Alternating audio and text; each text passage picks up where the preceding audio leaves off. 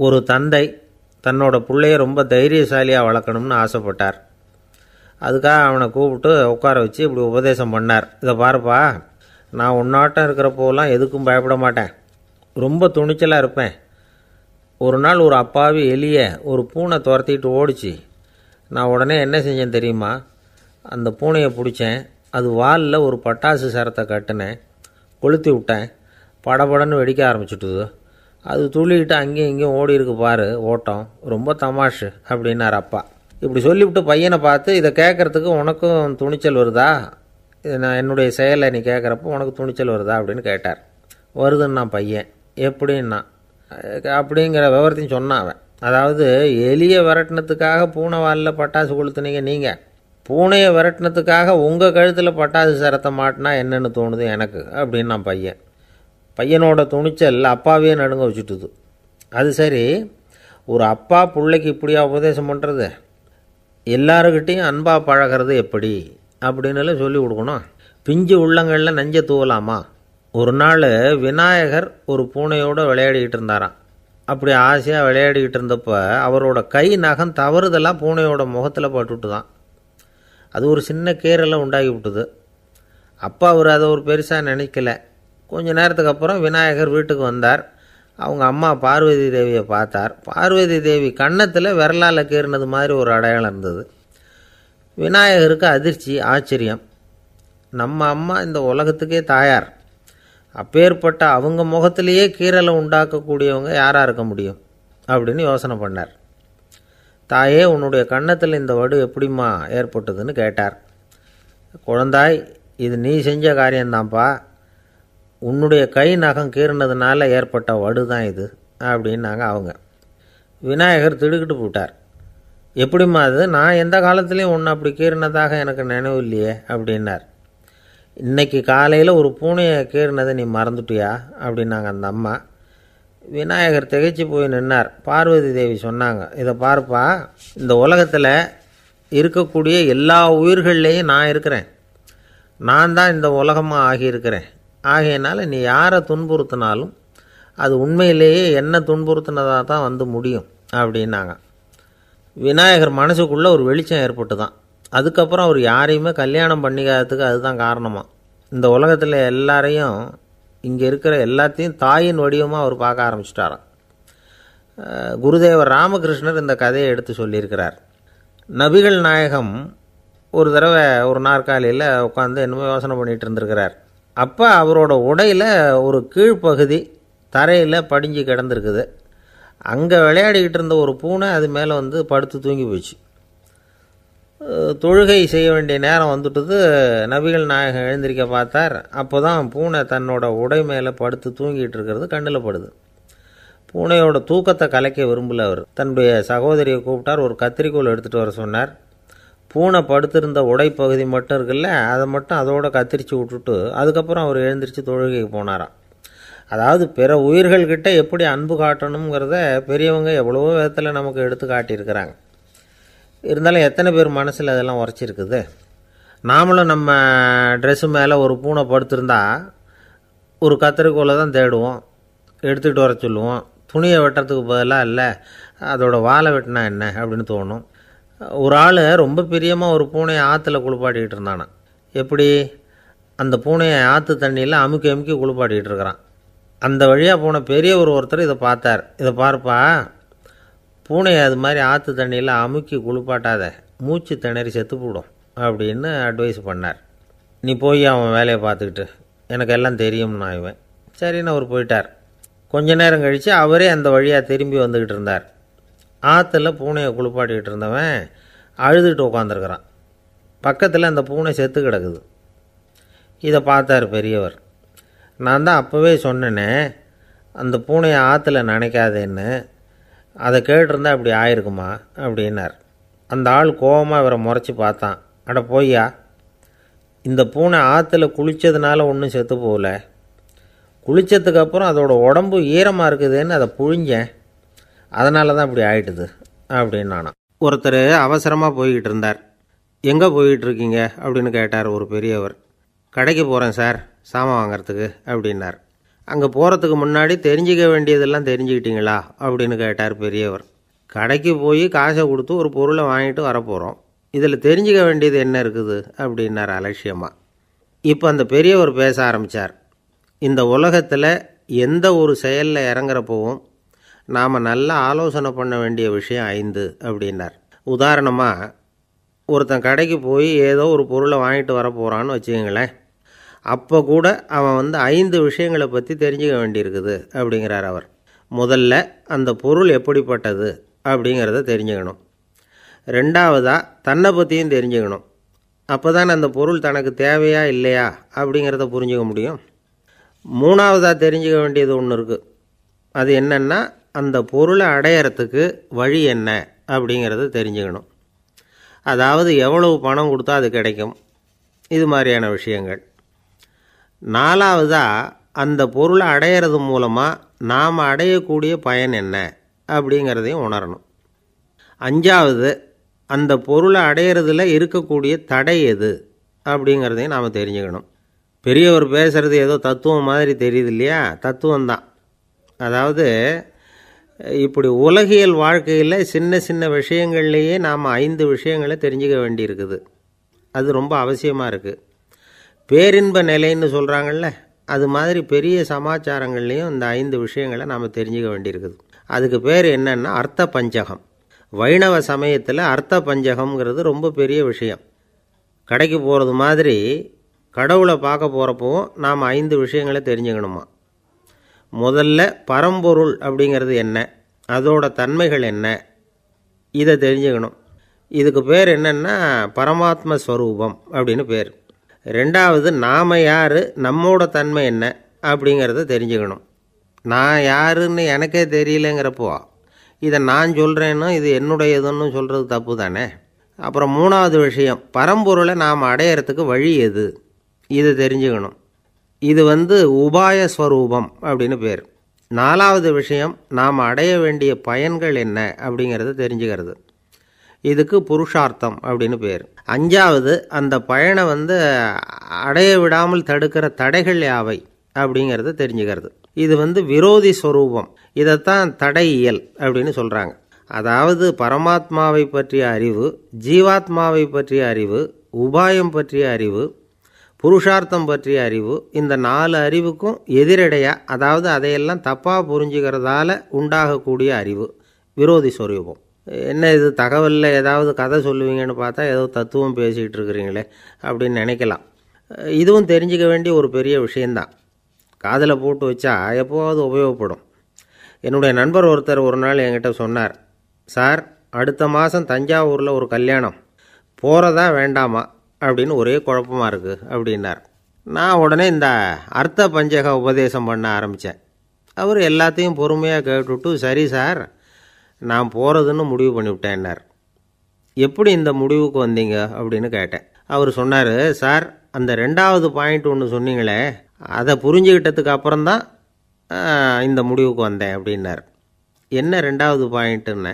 அதாவது தன்னை பற்றி புரிஞ்சுக்கணும் அப்படின்னு சொன்னீங்க. உடனே என்னை பற்றி புரிஞ்சுக்கிட்டேன், நான் யாருங்கிறது எனக்கு தெரிஞ்சுது, உடனே போகிறது தான் நல்லதுன்னு முடிவு பண்ணிவிட்டேன்னார். நீங்கள் யாருன்னு கேட்டேன். நான் தான் சார் அந்த கல்யாணத்தில் தாலி கட்ட வேண்டிய மாப்பிள்ளை அப்படின்னார். ஒரு நண்பர் இருக்கார், எப்போ பார்த்தாலும் கையில் ஒரு புத்தகம் இருக்கும். புத்தகம் இல்லாமல் எங்கேயும் புறப்பட மாட்டார். எதுக்காக இப்படி எடுத்துகிட்டு போகிறீங்க அப்படின்னு கேட்டால், எனக்கு இது ஒரு நல்ல நண்பன் மாதிரி, இந்த காலத்தில் எங்கே போனாலும் காத்திருக்க வேண்டியிருக்கு, அது மாதிரி சமயத்தில் நான் நண்பன் கூட பேசிக்கிட்டு இருப்பேன் அப்படிம்பாரான். ஒருத்தர் ஒரு பெரிய அரச பதவியில் இருந்தார். அவர் பதவியிலேருந்து இறங்க வேண்டிய சூழ்நிலை. அரசு கொடுத்துருந்த வீட்டை விட்டுட்டு வெளியில் வர்றார். வரும்பொழுது 2 கையிலையும் 2 பெட்டியை எடுத்துகிட்டு வந்தாராம். சார், உங்களுடைய உடைமைகள் அப்படின்னு கேட்குறாங்க அங்கே இருந்த ஊழியர்கள்.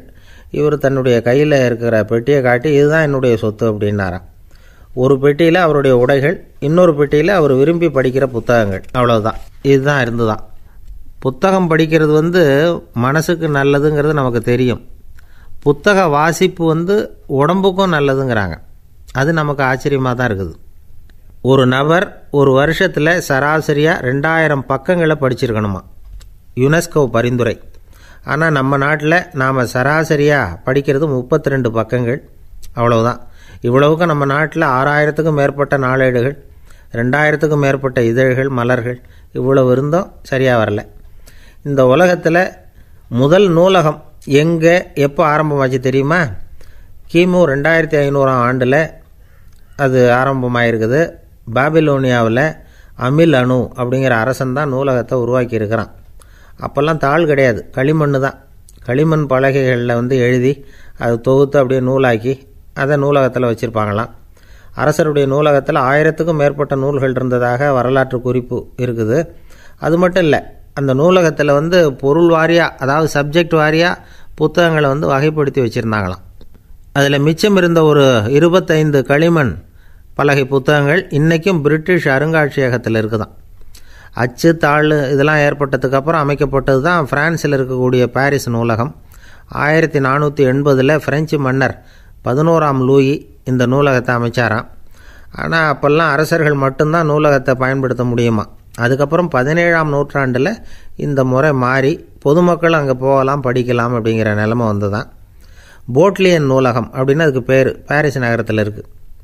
அங்கே தான் நூல்களின் பட்டியல் தயாரிப்பு பணி ஆரம்பமாச்சு. கல்வி வளர்ச்சியையும் நூலகத்தையும் இணைச்சவர் நெப்போலியன் போனபார்ட். முன்பணம் செலுத்தி புத்தகத்தை படிக்கிற முறையையும் அவர் தான் கொண்டுகிட்டு வந்தாராம்.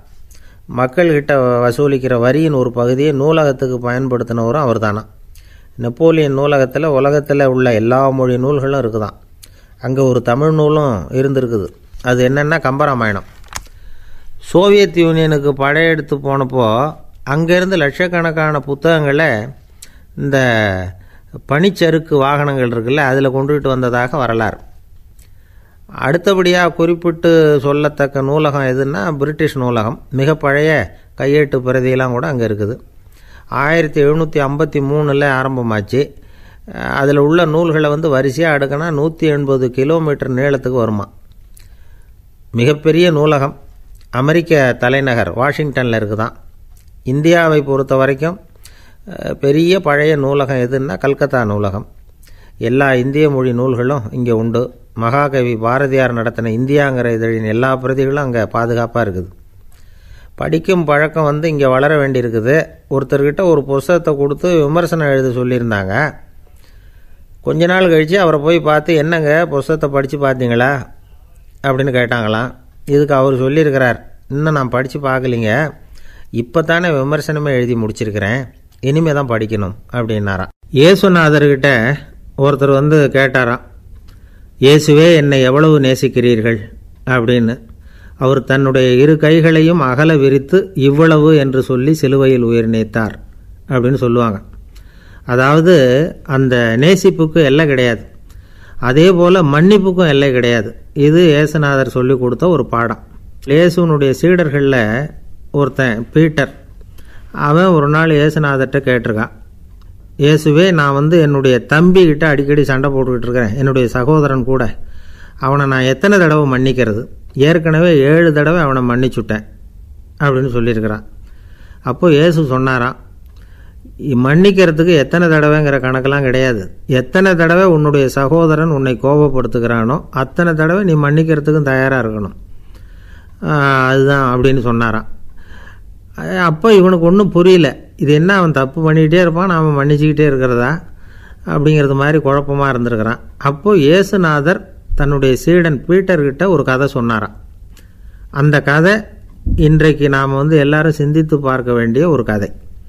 அதாவது மன்னிப்பை விரும்புகிறவர்கள் மன்னிக்கவும் தயாராக இருக்க வேண்டும் அப்படிங்கிறது தான் அந்த கதையினுடைய தத்துவம். அந்த இயேசுநாதர் சொன்ன கதை என்னென்னா, ஒரு மன்னர் இருந்தார். அவர் ஒரு நாள் அரண்மனையில் உட்காந்து கணக்கு வழக்குகள்லாம் பார்த்துக்கிட்டு இருந்தார். நம்ம அரண்மனையிலேருந்து யார் யார் அரசாங்க கடன் வாங்கியிருக்கிறாங்க, யார் யார் திருப்பி செலுத்தியிருக்கிறாங்க அப்படிங்கிற விவரத்தையெல்லாம் பார்த்துக்கிட்டு இருந்தார். அப்போ தான் புரிஞ்சுது, அந்த அரண்மனையில் வேலை செய்கிற ஒருத்தனே அரசாங்க கடன் வாங்கியிருக்கிறான். எவ்வளவு? 10,000 பொற்காசுகள் வாங்கியிருக்கான் கடன். இந்த 10,000 பொற்காசுகளை திருப்பி செலுத்தலை அரசாங்கத்துக்கு. இது மன்னர் கவனத்துக்கு வந்தது. உடனே நம்ம அரண்மனையில் இருக்கிறவனே அரசு கடன் வாங்கி திருப்பி செலுத்தாமல் இருக்கான், அவனை கூப்பிட்டு வாங்கன்னு சொல்லி கூப்பிட்டுட்டு வந்தாங்களாம். விசாரிச்சிருக்கிறாங்க. என்னப்பா நீ எவ்வளோ ஒன்று? ஆமாங்க 10,000 பொற்காசுகள் வாங்கியிருக்கிறேன், இன்னும் திருப்பி கட்டலைன்றான். உடனே அவர் மன்னர் சொல்லியிருக்கிறார், நம்ம சட்டத்திட்டப்படி நீ உடனே பணத்தை திருப்பி கட்டிடு. அப்படி உன்னால் கட்ட முடியலன்னா உன்னுடைய வீடு வாசல் சொத்து சுகம் எல்லாத்தையும் விற்று அந்த பணத்தை அரசு கருவூலத்தில் சேர்த்துக்கிறதுக்கு நானே ஏற்பாடு பண்ணிடுறேன் அப்படின்னு அந்த மன்னர் சொன்னாராம். இவன் அப்படியே அதிர்ச்சி ஆகிட்டான். அப்படியே பொத்துன்னு காலில் விழுந்தானா. மன்னா என்னை மன்னிச்சுங்க, என்னால் முடியல, எனக்கு மன்னிப்பு கொடுங்க அப்படின்ட்டுருக்கான். உடனே அவர் எழுந்திரிச்சு, சரி நீ மன்னிப்பு கேட்டுவிட்டேன், அதனால் உன்னை மன்னிக்கிறேன், நீ பணம் கட்ட வேண்டாம் அப்படின்னு சொல்லி அந்த மன்னர் அவனை விட்டுட்டாராம். பணத்தையும் தள்ளுபடி பண்ணிட்டார், நீ திருப்பி கட்ட வேண்டான்னு. இவனுக்கு ரொம்ப மகிழ்ச்சி. அதனால் ரொம்ப உல்லாசமாக வந்துக்கிட்டு இருக்கிறான். தெருவில் வந்துக்கிட்டு இருக்கிறப்ப இவங்கிட்ட கடன் வாங்கின ஒருத்தன் எதுக்கு வந்துக்கிட்டு இருக்கான். அவன் இவங்கிட்ட ஒரு 100 பொற்காசுகள் கடன் வாங்கியிருக்கான். அவன் வந்தான். இவன் போய் அவன் சாட்டையாக பிடிச்சிக்கிட்டான், நீ எப்படா என் கடனை திருப்பி கொடுக்க போகிறேன்னு. அவன் இப்போ முடியல, கொஞ்சம் பொறுத்துக்கா, அப்புறம் தரேன் இருக்கான். அதெல்லாம் முடியாது, நீ கொடுத்து தான் ஆகணும் அப்படின்னு இவன் புடிவமாக சொல்கிறான். இப்போ நிலைமையை பாருங்கள். இவன் ஏற்கனவே 10,000 பொற்காசுகள் அரசாங்கத்தில் கடன் வாங்கினா அதுக்கு மன்னிச்சு விட்டுட்டார் இவனை. ஆனால் இவன் இன்னொருத்தனை மன்னிக்கிறதுக்கு தயாராக இல்லை. இவங்கிட்ட கடன் வாங்கின இன்னொருத்தன் 10 பொற்காசுகள் அவனை மன்னிக்க தயாராக இல்லை. அவனை கொண்டு போய் நீதிமன்றத்தில் கொண்டு போய் நிறுத்தி தண்டனை வாங்கி கொடுத்துட்டான். நீதிபதி என்ன சொன்னார், அந்த இவன் வாங்கின பொற்காசுகளை திருப்பி கட்டுற வரைக்கும் ஜெயிலில் இருக்கணுங்கிறது தீர்ப்பு. ஆனால் உடனே அரசர் காதில் வந்து விழுந்தது.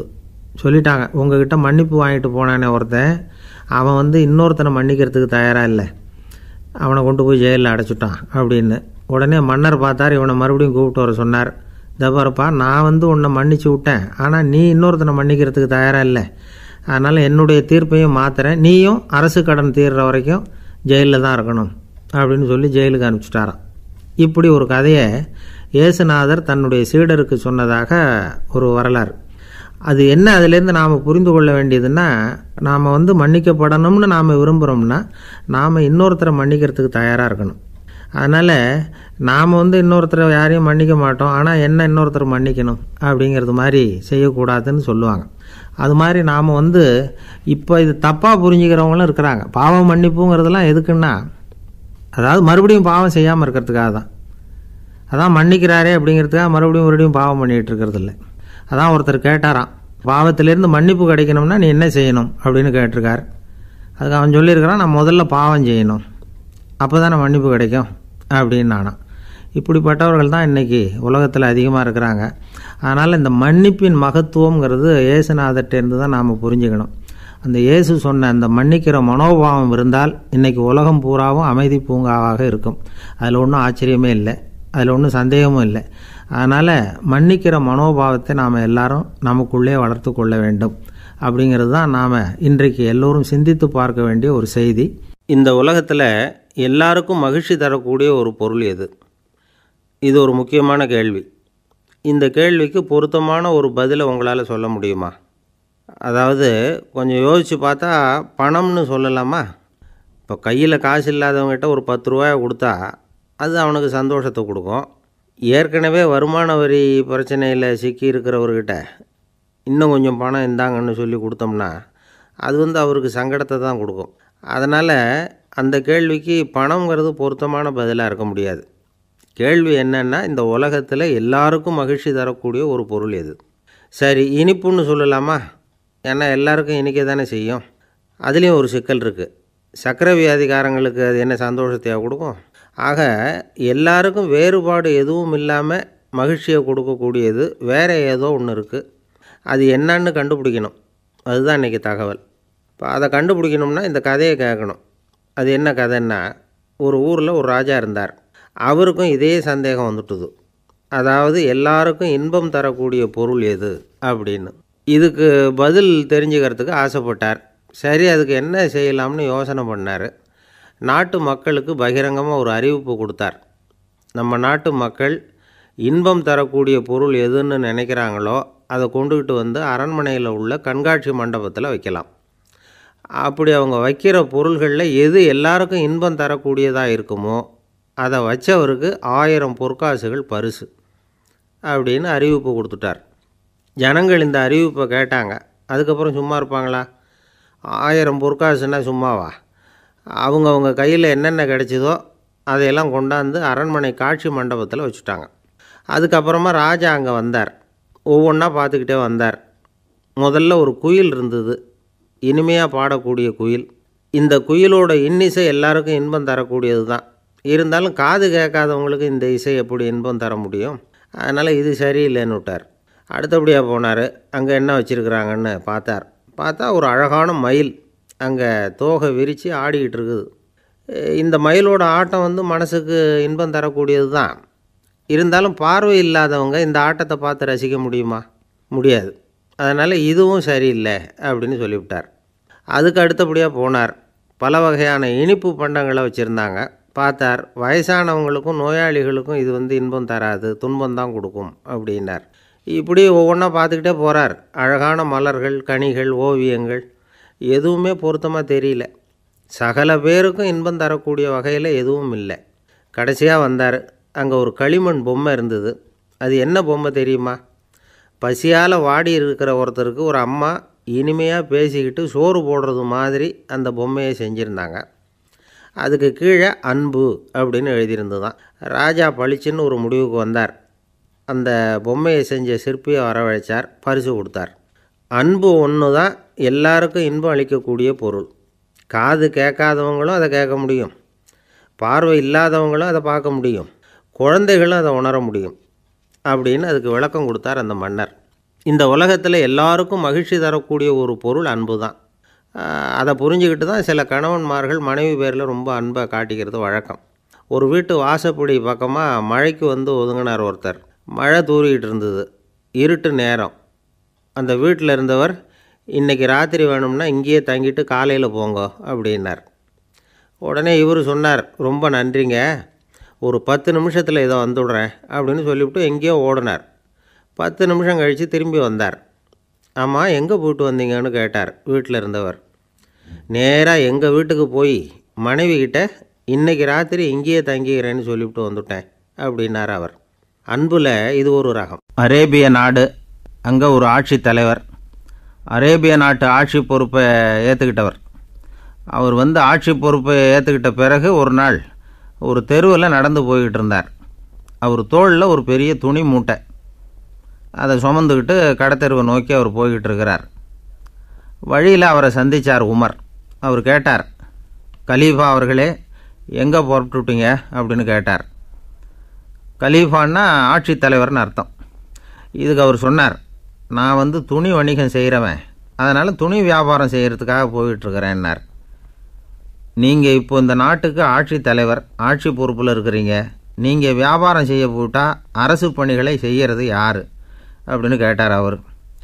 நான் அரசு பணிகளை மட்டுமே செஞ்சுக்கிட்டு இருந்தால் என் குடும்பத்தை காப்பாற்றுறது யார் அப்படின்னு கேட்டார் அவர். இப்படி கேட்டவர் யார் தெரியுமா? அவர் தான் அபூபக்கர், இறை தூதர் முகமது அவர்களுக்கு பிறகு கலீஃபாவாக தேர்ந்தெடுக்கப்பட்டவர். அப்போலாம் ஆட்சி தலைவர்களுக்கு சம்பளம்னு எதுவும் கிடையாது. இந்த பிரச்சனையை எப்படி தீர்க்கிறதுன்னு யோசனை பண்ணார் உமர். அபு உபைதா அவர்கள்கிட்ட அழைச்சிட்டு போனார். அவர் யாருன்னா, அவர் தான் பொது நிதி கருவூலத்தின் பொறுப்பாளர். அவர்கிட்ட பிரச்சனையை சொன்னார். இது மாதிரி ஆட்சி தலைவருக்கு பொது நிதியிலிருந்து ஊதியம் அளிக்க முடியுமான்னு கேட்டார். பொது நிதி விதிகளின்படி அதுக்கு சாத்தியம் இல்லைன்னு சொல்லிவிட்டார் அவர். சரி, வேறு ஏதாவது வழி இருக்குதான்னு கேட்டார் உமர். அபு உபைதா கொஞ்சம் யோசனை பண்ணி பார்த்தார். அப்புறமா சொன்னார், மக்காவிலிருந்து மதீனாவுக்கு குடிபெயர்ந்து வந்த அகதிகளுக்கு நிதி உதவி அளிக்கிறதுக்கு விதிகளில் இடம் இருக்குது. அப்படி பார்த்தா அபூபக்கரும் அகதி தானே, அதனால் எல்லா அகதிகளுக்கும் கொடுக்கறது மாதிரியே அவருக்கும் ஒரு தொகை அளிக்கலாம்னார். கலீஃபா அபூபக்கருக்கு இந்த அகதி உதவி தொகையைத்தான் கொடுத்துட்டு வந்தாங்களாம். குடும்ப செலவுக்கு அது போதுமானதாக இல்லை. இருந்தாலும் கலீஃபாங்கிறதுக்காக மற்ற அகதிகளை விட அதிகமாக தொகையை பெற அவர் விரும்பலை. மார்பு பக்கம் கிழிஞ்சிருந்த ஒரு மேலாடையை தான் அவர் அணிஞ்சிருந்தார். அவருடைய துணைவியார் அஸ்மா, அவங்க ஒரு நாள் தேன் அருந்த ஆசையாக இருக்குன்னாங்களாம். நமக்கு கிடைக்கிற ஊதியம் குடும்ப செலவுக்கே போதுமானதா இல்லையே, இந்த நிலையில் தேன் வாங்கிறதுக்கு காசுக்கு நான் எங்கே போவேன்ருக்கார் அவர். கொஞ்ச நாள் கழித்து அவங்க ஒரு தொகையை அவர்கிட்ட கொடுத்து தேன் வாங்கிட்டு வர சொன்னாங்களாம். இவருக்கு ஆச்சரியம், ஏது இந்த பணம்னு கேட்டிருக்காரு. நீங்கள் தினமும் குடும்ப செலவுக்காக கொடுத்துக்கிட்டு வந்த பணத்தில் கொஞ்சம் கொஞ்சமாக மிச்சப்படுத்தி வச்சேன்னாங்களாம். அபூபக்கர் அந்த பணத்தை எடுத்துக்கிட்டு நேராக பொது நிதி கருவூல பொறுப்பாளர்கிட்ட போனார். இந்த பணத்தை பொது நிதியில் சேர்த்துருங்க, இது அதிகப்படியாக எனக்கு தரப்பட்டு வந்த ஊதியம். அடுத்த மாதத்துலேருந்து இந்த தொகையை குறைச்சிங்கன்னு வேறு சொல்லிவிட்டாராம். பசியை தணிக்க தேவையான அளவு உணவு, ஒரு ஜோடி உடை, இதை தவிர கூடுதலாக மக்கள் பொது நிதியிலிருந்து வாங்கிக்கிறதுக்கு என் குடும்பத்தாருக்கு உரிமை இல்லை அப்படின்னு சொல்லி கண்டிப்பாக சொல்லிவிட்டாராம். அவர் வாங்கிட்டு வந்த இந்த குறைந்த ஊதியம் கூட அவர் மனசை உறுத்திக்கிட்டே இருந்தது. கடைசி நேரம் அவர் தம்முடைய மகள் ஆயிஷா அவர்களை அழைச்சார். மகளே, இதுவரைக்கும் பொது நிதியிலிருந்து நான் வாங்கிட்டு வந்த தொகை என்னுடைய இதயத்தில் பாரமாக அழுத்திக்கிட்டு இருக்கு. என் தோட்டத்தை விற்று அதில் வர்ற பணத்திலேருந்து நான் இதுவரைக்கும் வாங்கிட்டு வந்த ஊதிய தொகையை கணக்கு போட்டு பொது நிதியில் சேர்த்துவிடு அப்படின்னாராம். பதவி ஏற்கிறதுக்கு முன்னாடி தன்கிட்ட இருந்ததை விட இப்போ கூடுதலாக என்ன சொத்து இருக்குன்னு பார்த்துருக்கார். ஒரு ஒட்டகம், ஒரு கோப்பை, ஒரு பணியாள். இதையும் அடுத்தபடியாக கலீஃபாவா வர்றவர்கிட்ட ஒப்படைச்சிருங்க அப்படின்னு விட்டாராம். அதே மாதிரி அடுத்து வந்த உமர்கிட்ட ஒப்படைச்சாங்க. அப்போ உமர் சொன்னாராம், அபூபக்கரே, இந்த முன்மாதிரியால் உங்களுக்கு பிறகு இந்த ஆட்சி பொறுப்பை ஏற்கிறவர்களை பெரும் நெருக்கடிக்கு ஆளாகி விட்டீங்க அப்படின்னு சொல்லி ரொம்ப கண் கலங்கினாராம். கடைசியாக அபூபக்கர் தன்னுடைய குடும்பத்தாருக்கு விட்டு சென்ற சொத்து ஒரு படுக்கை விரிப்பு, ஒரு போர்வை, அவ்வளவுதான். இது சிந்திக்க வேண்டிய ஒரு செய்தி. ஒரு ஊரில் ஒரு மன்னர் இருந்தாராம். அமைச்சர் அவர்கிட்ட சொன்னாராம், மன்னா, நம்ம ராஜ்யத்தில் இனிமே லஞ்ச ஊழலே இருக்காதுன்னாராம். ஆஹா, அப்படின்னா ஊழல் பேர் வழிகளையெல்லாம் நாடு கடத்தியாச்சா அப்படின்னு கேட்டிருக்காரு மன்னர். இதுக்கு அவர், அப்படி இல்லைங்க, இனிமே கொடுக்கறதுக்கு ஜனங்கள்கிட்ட பணமே இல்லை அப்படின்னாராம். 1816 வருஷம் செப்டம்பர் மாதம் 11 பிரான்ஸ் தேசத்தில் உள்ள ஒரு மருத்துவமனை. அங்கே ஒரு இளம் டாக்டர் கொஞ்ச நாளைக்கு முன்னாடி தான் அந்த ஆஸ்பத்திரியில் புதுசாக வேலைக்கு சேர்ந்துருக்கிறார். அவர் பேர் ரெனே லெனக். அவர் அன்னைக்கு காலையில் அந்த மருத்துவமனையில் அப்படியே ரவுண்ட்ஸ் வந்துக்கிட்டு இருக்கிறார். வார்டில் ஒரு படுக்கையில் ஒரு இளம்பெண் படுத்திருக்கிறார். அந்த பொண்ணுக்கு இருதய நோயாக இருக்கலாம்ங்கிறது மற்ற டாக்டர்கள் சந்தேகம். அந்த காலத்துல எல்லாம் ஒருத்தருடைய இருதய துடிப்பை தெரிஞ்சுக்கணும்னா நோயாளியின் மார்பில் டாக்டர் காதை வச்சு பார்த்து தான் தெரிஞ்சுக்கிறது வழக்கம். ஆனால் இந்த பெண்ணும் இளம்பெண், அந்த டாக்டரும் புதுசாக சேர்ந்துருக்கிறவர். அதனால் பரிசோதனை பண்ண தயங்கினார். கொஞ்ச நேரம் யோசனை பண்ணார். திடீர்னு ஒரு ஞாபகம் வந்தது அவருக்கு. அதாவது அன்றைக்கி விடியற் காலையில் தோட்டத்தில் அப்படி வாக்கிங் போயிட்டு இருந்தப்போ சின்ன பசங்கள்லாம் ஒரு மரக்கட்டையை வச்சு விளையாடிக்கிட்டு இருந்தாங்களாம். அதை இவர் பார்த்துருக்கிறார். அது என்ன விளையாட்டுனா, ஒரு நீளமான மரப்பலகை, அதில் ஒரு முனையில் ஒரு பையன் தன்னுடைய காதை வச்சுக்கிட்டு இருக்கிறான், மறுமுனையில் இன்னொரு பையன் அந்த மரப்பலகையை ஒரு ஆணியால் கீறிக்கிட்டு இருக்கிறான். ஒரு முனையில் ஆணியால் கீறும் பொழுது மறுமுனையில் காதை வச்சிருக்கிற பையனுக்கு அந்த சத்தம் துல்லியமாக கேட்குது. அந்த டாக்டருக்கு காலையில் பார்த்த இந்த விளையாட்டு ஞாபகத்துக்கு வந்துட்டுது. உடனே என்ன பண்ணார் தெரியுமா? ஒரு நீளமான காகிதத்தை எடுத்தார். அதை அப்படியே உருளை மாதிரி உருட்டினார். ஒரு முனையை அந்த நோயாளியின் மார்பில் இடது பக்கம் வச்சார், இன்னொரு முனையில் தன்னுடைய காதை வச்சார். என்ன ஆச்சரியம்! நோயாளியின் மார்பில் நேரடியாக காதை வச்சு கேட்குறத விட துல்லியமாக கேட்டுது இதய துடிப்பு. இதய துடிப்பு மட்டும் இல்லை, மூச்சு இழுத்து விடுறது, திரவ பொருள்களின் அசைவு, எல்லா சத்தமும் தெளிவாக கேட்குது. கிரேக்க மொழியில் ஸ்டெத்தாஸ் அப்படின்னா மார்பு, ஸ்கோப்பின் அப்படின்னா பார்ப்பதுன்னு அர்த்தம். அதனால் டாக்டர் ரெனே லெனக் தான் கண்டுபிடிச்ச கருவிக்கு ஸ்டெத்தஸ்கோப் அப்படின்னு பேர் வச்சார். அவரே முதல் மாடலையும் செஞ்சார். அளவு ரொம்ப பெருசாக இருந்தது, சுலபமாக எடுத்துகிட்டு போகிறது கஷ்டம், அது அவ்வளோ கஷ்டமாக இருந்தது அது. அதனால் அவரே அதை அப்புறம் 2 பிரிவாக தயார் பண்ணார். இது 2 துண்டையும் டாக்டர் தன்னோட கோட்டு பாக்கெட்டில் வச்சுக்கலாம், தேவைப்படுறப்ப எடுத்து ஒன்றா சேர்த்துக்கலாம். இப்படி தான் அவர் ஆரம்பத்தில் பண்ணார். தன்னுடைய இந்த கண்டுபிடிப்பை பற்றி அவர் ஒரு புத்தகம் எழுதினார். நிறைய விற்றுது, புகழும் பணமும் சேர்ந்தது. பணமும் புகழும் சேர்ந்தது மாதிரியே அவருக்கு ஒரு நோயும் சேர்ந்தது. அது என்ன நோயின்னு கண்டுபிடிக்கிறதுக்கும் அவர் கண்டுபிடிச்ச கருவி தான் உபயோகப்பட்டு தான். அவரே அதை கண்டுபிடிச்சார். அவருக்கு வந்திருந்தது காச நோய். 1826 வருஷம் ஆகஸ்ட் மாதம் 13 உலகத்தின் முதல் ஸ்டெதஸ்கோப்பை கண்டுபிடிச்ச டாக்டர் ரெனே லெனக் காலமானார். அவர் சாகிறதுக்கு முன்னாடி மரத்தால் செஞ்சு வச்சுருந்த ஸ்டெதஸ்கோப்பை தனக்கு வேண்டியப்பட்ட ஒரு டாக்டர்கிட்ட கொடுத்து, என்னுடைய சொத்துக்கள்லேயே ரொம்ப வசந்தது அப்படின்னு சொன்னாராம். அதுக்கப்புறம் 3 வெள்ளைக்காரங்க சேர்ந்து இந்த கருவியில் சில மாற்றங்களை பண்ணாங்க. ஆனால் 1829 லண்டனில் டாக்டர் நிக்கோலஸுங்கிறவர் ஒரு காதால் இதய துடிப்பை கேட்குறத விட டாக்டர் 2 காதாலையும் கேட்குறது தான் சரியாக இருக்கும் அப்படின்னு ஒரு கருத்தை வெளியிட்டார். அதுக்கப்புறம் ரொம்ப காலம் கழித்து 1852 ஜார்ஜ் காமான் அப்படிங்கிறவர் ரப்பர் டியூபுகளை உபயோகப்படுத்தி 2 காதாலையும் கேட்குற மாதிரி ஒரு புதிய வடிவத்தை அதுக்கு கொடுத்தார். அதுக்கு பிறகு அது படிப்படியாக எவ்வளவோ மாற்றங்கள் இருந்தாலும் ஆரம்பத்தில் டாக்டர் ரெனே லெனக் உருவாக்கின அடிப்படை மாடலை யாரும் மாற்றி அமைக்கலைங்கிறது தான் முக்கியமான விஷயம். நமக்கு தெரிஞ்ச ஒரு ஆஸ்பத்திரி, அதில் ஒரு நோயாளி, காலை நேரத்தில் நர்ஸு அந்த பக்கமாக போயிட்டு இருந்தாங்க. அதை பார்த்துட்டு ஒரு நர்ஸுன்னு கத்துறார். நர்ஸு அவசரமாக ஓடி வந்து என்ன விஷயம்னு கேட்டாங்க. சிஸ்டர், இங்கே பாருங்கள், உங்கள் டாக்டரை என் நெஞ்சில் ஒரு காதை வச்சு கேட்டுக்கிட்டு இருக்கிறார் அப்படின்னார் நோயாளி. சிஸ்டர் பதட்டப்படாமல், அதனால் என்ன, இந்த டாக்டர் பழமையான விஷயங்களில் ரொம்ப நம்பிக்கை உள்ளவர், அதனால் ஸ்டெத்தாஸ்கோப்பை உபயோகப்படுத்தாமல் காதை வச்சு கேட்குறார், அது ஒன்றும் தப்பு இல்லை அப்படின்னாங்களாம். ஐயோ, அதுக்காக இல்லை சிஸ்டர், இவர் என் நெஞ்சு மேலே தலையை வச்சது நேற்று ராத்திரி 9 மணி, இப்போ விடிஞ்சு போச்சு, இன்னமும் தலையை எடுக்கவே இல்லை, அதுக்காக தான் சந்தேகப்பட்டு உங்களை கூப்பிட்றேன் அப்படின்னாராம். ஒருத்தர் மனசில் நிம்மதி இல்லாமல் உட்காந்துருந்தார். என்ன சார் விஷயம் அப்படின்னு விசாரித்தேன். அகலக்கால் வச்சுட்டேன், அதுதான் அவதிப்படுறேன்னார். விவரமாக சொல்லுங்கன்னு. வீடு கட்டணும்னு ஆரம்பித்தேன், வேலை பாதியிலேயே நிற்கிது, கையில் பணம் இல்லை அப்படின்னார். இது மாதிரி ஆசாமிகள் பல பேரை நீங்கள் பார்த்துருக்கலாம். இவங்கெல்லாம் சுலபமாக மன அழுத்தத்துக்கு ஆளாயிடுறாங்க. மன உளைச்சல், அதாவது ஸ்ட்ரெஸ் அப்படின்னு சொல்கிறோமே, அதுக்கு அடிப்படையான சில காரணங்கள் உண்டு. அதாவது மிகையாக திட்டமிடுதல் அப்படிங்கிறதும் ஒரு முக்கியமான காரணம். நடைமுறை சாத்தியம் என்னங்கிறத மனசில் வச்சுக்கிட்டு எந்த திட்டத்தையும் தீட்டணும், அப்போ தான் அது சரியாக வரும். 2வது காரணம் என்ன தெரியுமா, ஒரே நேரத்தில் பல்வேறு செயல்களில் ஈடுபடுறது. தொலைபேசியில் பேசிக்கிட்டே கையில் இருக்கிற கடிதத்தை படிச்சுக்கிட்டே எதிரில் உட்காந்துக்கிட்டு இருக்கிறவருக்கும் அப்பப்போ பதில் சொல்லிக்கிட்டு மனசில் பல்வேறு சிந்தனைகளை அப்படியே ஓட விட்டுக்கிட்டு இருக்கிறது, இதுவும் மன அழுத்தத்தை உண்டாக்குது. 3வது காரணம், எதிலேயும் வெற்றி மட்டும் எதிர்பார்க்குற ஒருதலைப்பட்சமான ஆர்வம். நாம் தொட்டதெல்லாம் வெற்றியாகவே முடியணும் அப்படின்னு எதிர்பார்க்குறவங்க ஏதாவது ஒன்றில் தோல்வியை கண்டால் தோண்டு போயிடுறாங்க. எப்படியும் முடியலாம்ங்கிற எண்ணம் ஏற்கனவே நமக்குள்ளே இருந்துட்டுதுன்னா அந்த அவஸ்தை வராது. அதனால் அதுவும் நம்ம வளர்த்து கொள்ள வேண்டிய ஒரு குணம்.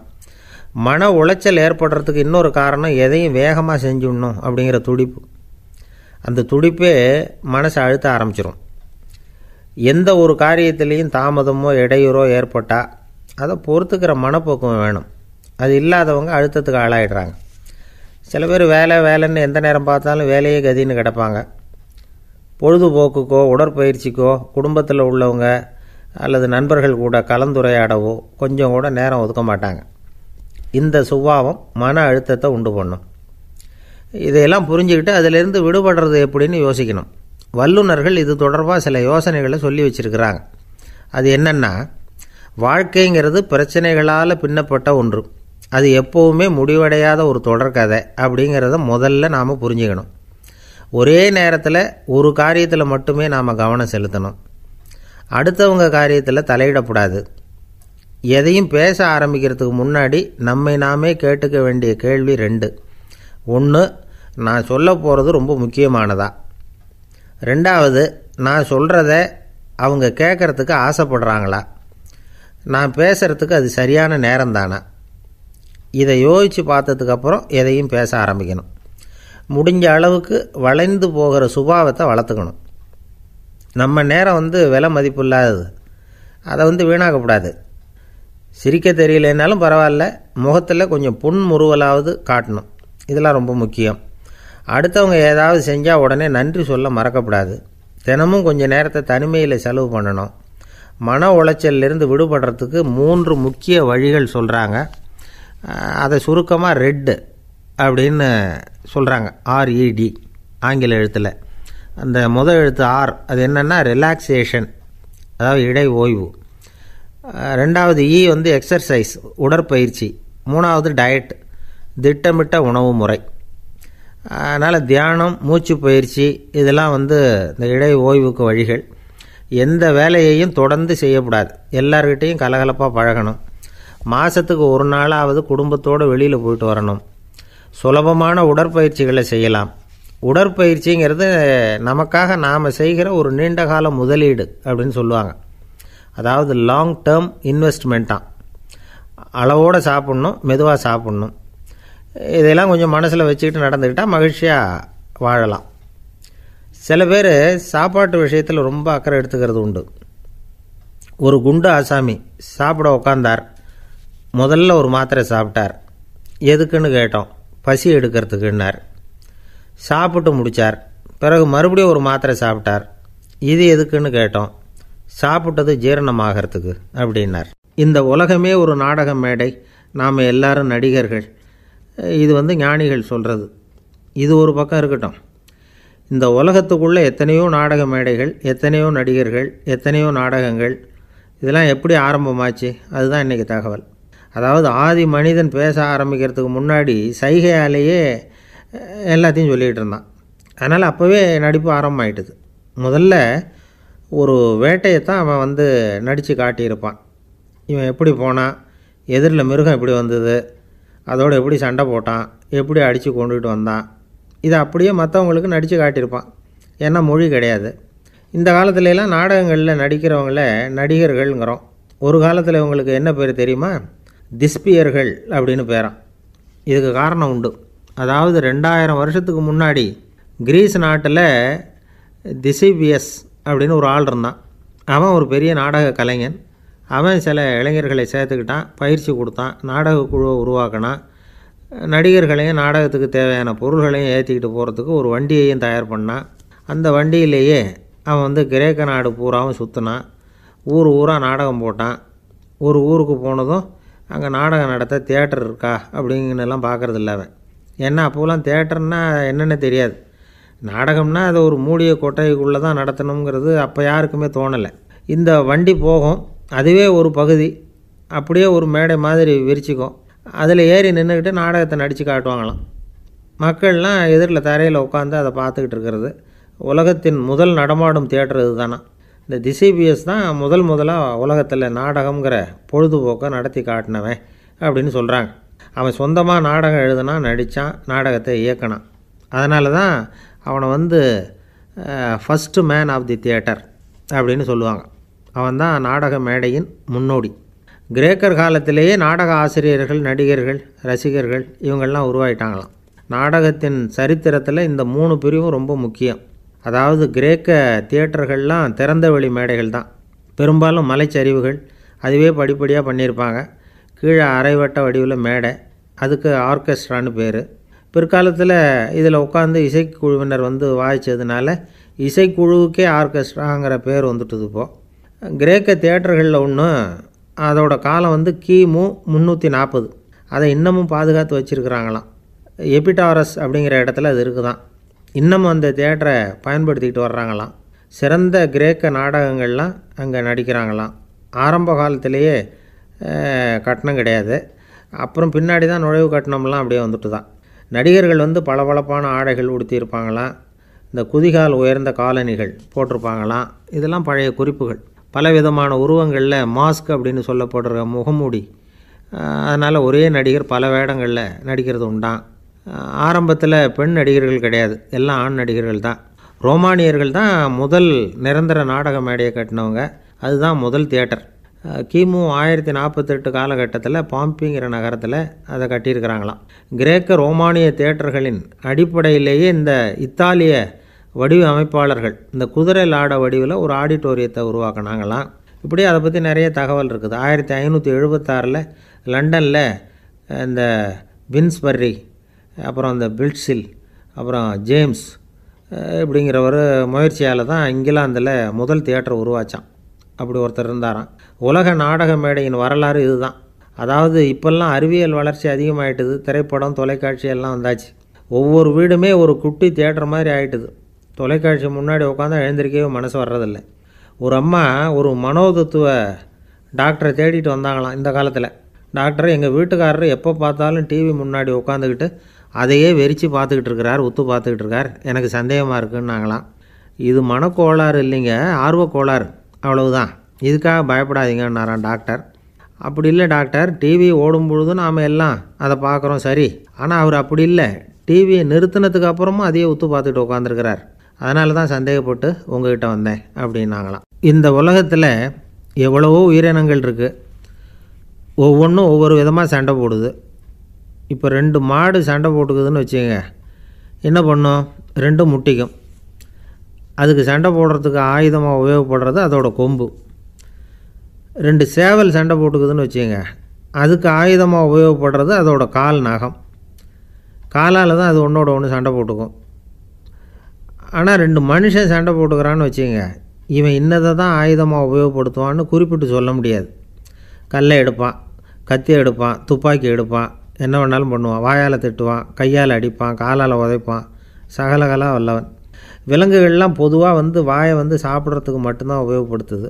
ஆனால் இவனுக்கு சாப்பிட்றதுக்கும் அதுதான், சாப்பிட்டு விட்டு திட்டுறதுக்கும் அதுதான். ஆனால் ஒரு விஷயத்தில் மட்டும் கெட்டிக்கிறேன். அதாவது நாம் சண்டை போட்டுக்கிட்டாலும் பரவாயில்லை, கோழிகள் சண்டை போடாமல் இருக்கணும் அப்படின்னு ஆசைப்படுறான். எதுக்காக?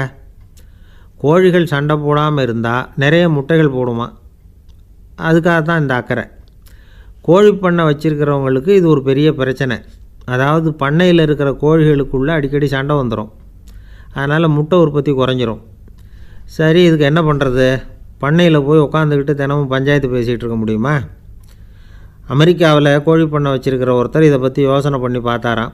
ஒரு வழியையும் கண்டுபிடிச்சிருக்கார். கோழிக்கெல்லாம் மூக்கு கண்ணாடி மாட்டி விட்டுட்டோம்னா அது சண்டை போடுற குணம் குறைஞ்சிரும், முட்டை அதிகமாகிடும். அந்த கண்ணாடியில் உள்ள லென்ஸு சிவப்பு நிறத்தில் இருக்கணும், அவ்வளவுதான் அப்படின்னு அவர் கண்டுபிடிச்சாராம். இது ஏற்கனவே நடைமுறையில் கண்டுபிடிக்கப்பட்ட ஒரு விஷயம். ஆனால் எல்லா கோழிக்கும் சிவப்பு மூக்கு கண்ணாடி எப்படி மாட்டி விடுறது? அப்படியே மாட்டி விட்டாலும் அது நழுவாமல் இருக்கணுமே. இப்போ நாமெல்லாம் நடு விரலால் மூக்கு கண்ணாடி நடுவில் தொட்டு அப்படி ஸ்டைலாக சரி பண்ணிக்கிறோம். அது மாதிரி கோழி எப்படி சரி பண்ணிக்கும்? இதுதான் பிரச்சனை. இதுக்கு அவர் என்ன வழி கண்டுபிடிச்சாருன்னா, கோழிக்கெல்லாம் மூக்கு கண்ணாடிக்கு பதிலாக விழியொட்டு வில்லைகள், காண்டாக்ட் லென்ஸ், அதை பொருத்தி விட்டா என்ன அப்படின்னு யோசனை பண்ணார். அதே மாதிரி பண்ணார். அதே மாதிரி செஞ்சு பார்த்தார், வெற்றி. அதுக்கப்புறம் கோழியெல்லாம் சண்டை போட்டுக்கலையாம், சமாதான பிரியர்கள் ஆகிட்டு தான். கோழிகளுக்கு இயல்பாகவே சண்டை போடுற குணம் உண்டு. ஆனால் அதோட கண்ணுக்கு பார்க்குற பொருள்லாம் ரோஜா நிறத்துலையோ அல்லது இன்னும் சொல்லப்போனால் அழுத்தமான சிவப்பு நிறத்துலையோ தெரிஞ்சதுன்னா சண்டை போடுற குணம் குறைஞ்சிருதான். அந்த சமயத்தில் அது அதிகமாகவும் முட்டையிட ஆரம்பிச்சுடுதான். அதே நேரத்தில் இறை எடுக்கிறத கூட குறைச்சிக்குதான். இது ஏன் இப்படி பண்ணுதுங்கிறது விஞ்ஞானிகளுக்கு இன்னமும் புரியலையா. எப்படியோ அமெரிக்க கோழிகள்லாம் காண்டாக்ட் லென்ஸ் பொருத்திக்க ஆரம்பித்தாச்சு.